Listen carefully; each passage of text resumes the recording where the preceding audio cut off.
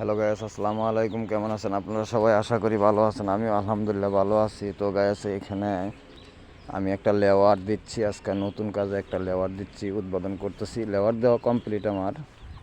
তো এখানে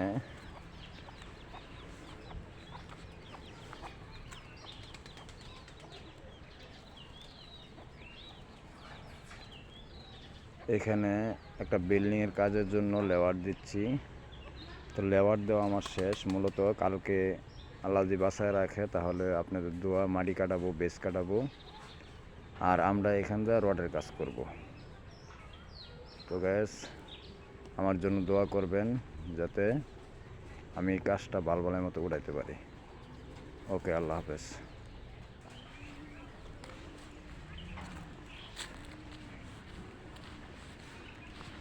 তো আশা করি আমার এই নতুন কাজের জন্য অবশ্যই দোয়া করবেন।